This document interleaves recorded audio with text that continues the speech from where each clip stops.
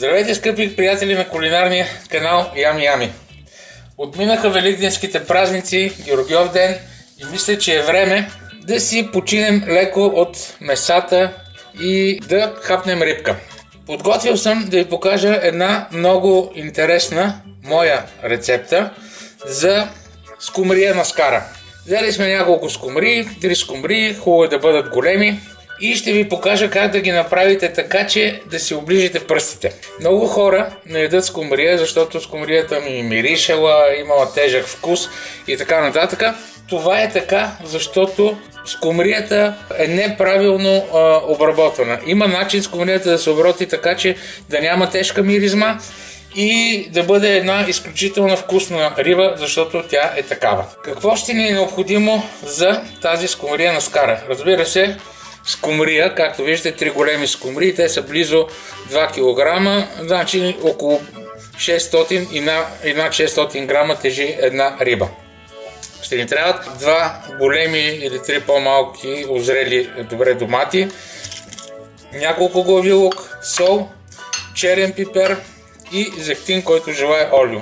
Нищо повече. Първото нещо, което трябва да направим, това е да изчистим рибата от перки, от глави, от опашки, от всичко и да измием много добре и да я обезкървим. Защото тя съдържа в себе си доста кръв. На скарата тази кръв започва да мирише. Дали ще бъде скара, фурна или пържена, тя започва да мирише тежко. Затова трябва да отстраним тази миризма. Сега пред вас ще изчистя рибата, за да видите как най-лесно става това. Първо изчистваме перките. Всички възможни перки. Нямаме нужда от тях. Хубаво е също гръбната перка да се изчисти. Може да чистите с нож или с ножица, с каквото ви е по-удобно. Така махаме. И тази перка се казва анална перка, която също се маха. След което махаме тези 2 перки отдолу. Така, след което махаме главата. Вижте, погледнете колко много кръв има. Точно тази кръв мирише и тя трябва да бъде отстранена. Отваряме рибата, корема на рибата и вадим съдържимото вътре. Хубаво е рибата да бъде по-стегната. Така. След което измиваме. Ето вижте тук, това е много важно, където се е събрала тази съсирана кръв. Всичко това трябва да бъде много добре измито. Така, тук виждате, има една такава като пелена в страниците на корема, която също, тази пелена трябва да бъде отстранена и тук да не остане абсолютно нищо. Всичко трябва да бъде абсолютно добре изчистено. Така почистената риба трябва да разделим по дължина на 2 части. Взимаме един нож и разделяме. Едната част остава с костта. Ако искате, може и нея да махнете. Аз нямам нищо против тази кост да остане и затова няма да махам костите. По същия начин обработваме и останалите парчета риба. Ето, така почистените добре парчета риба, филета да ги наречеме, нарязани надлъжно, оставаме за 1 час, ще накиснем в студена вода, за да се обезкървят. Докато кисне във вода рибата, докато се обезмерисява, ние може да приготвим нашата, да наречем, марината в тази тавичка празната, която виждате. Нарязваме лука на полукръгове, ако искате на кръгове, както желаете, възможно най-тънки, и разполагаме на дъното. Така, и да има по-големи парчета, не се притеснявайте. Това няма особено, да не кажа, никакво значение. След което следва домат. Възможно най-тънки резъмчето домат, които разполагате върху лука.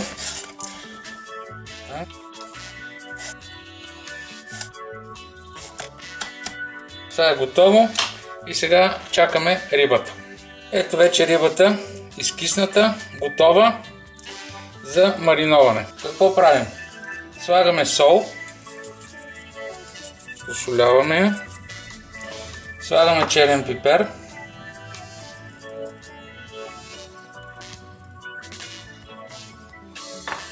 така, след което слагаме зехтин или олио, кой каквото предпочита, кой каквото има. Намазваме, разтриваме хубаво и слагаме в тавичката. След това следващата риба.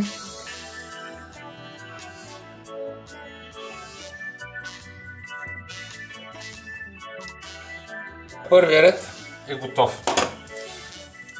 Нарязали сме лука, който слагаме отгоре. Искам да ви кажа, скъпи приятели, да не взимате филе от риба, защото ако е прясно, да, но ако е замразено, не взимайте замразено филе от риба, защото то няма този вкус. То е изсъхнало и е хванало така наречената хладилна кора.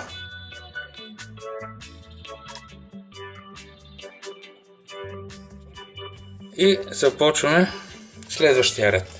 Ето, скъпи приятели, нашата наложена риба вече в тавичката, която сега ще покрием с фолио.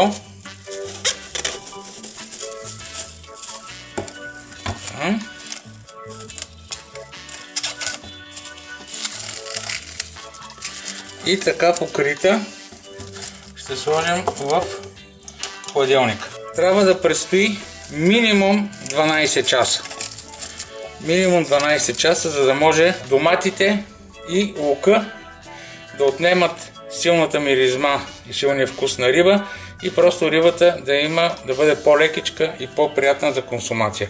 Оставяме в хладилника за 12 часа, може и за повече. И ден, и два да остане, ни пречи, ще стане още по-хубава. Ще се видим след мариноването. Изминаха 24 часа, скъпи приятели, откакто мариноваме нашата риба. Искам да ви кажа, че вече рибата мирише по съвсем друг начин. Няма тежка миризма, много апетитно мирише. И да остане някое парченце лук, не е фатално. В края на филма ще ви кажа какво може да направите с останалите домати и лук. Може да се приготви много вкусен сос. Така, отиваме на скарата. Ето, скъпи приятели, рибата вече е на скарата. На нагорещената скара слагаме рибата от страната на кожата. Задължително от страната на кожата. Тя ще си пусне под кожната мазнина и когато вече е готова, ще може да се отдели от скарата. Не опитвайте по-рано да махате рибата, преди да се отлепила сама, защото ще се разкъса. Ето вече рибата, изпечена от едната страна, обърната от другата, скоро ще бъде готова. И така, скъпи приятели, ето ни пред нашата скумрийка, вече добре изпечена, готова за проба. Сложил съм едно парче да се вижда кожата, друго парче насам. Сега остава само да опитаме. Първо сложим малко лимонче.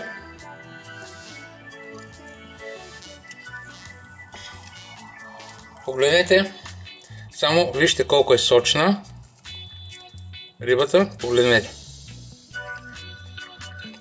Невероятен вкус. Типичният силен вкус, който има скумрията, тук го няма. Нежно, сочно месо, изключително вкусно. Препоръчвам ви да си направите такава скумрия, няма да сбъркате. Разбира се, тя може да бъде изпечена на плоча, каквато е класиката. Останете, за да ви покажа един много интересен номер.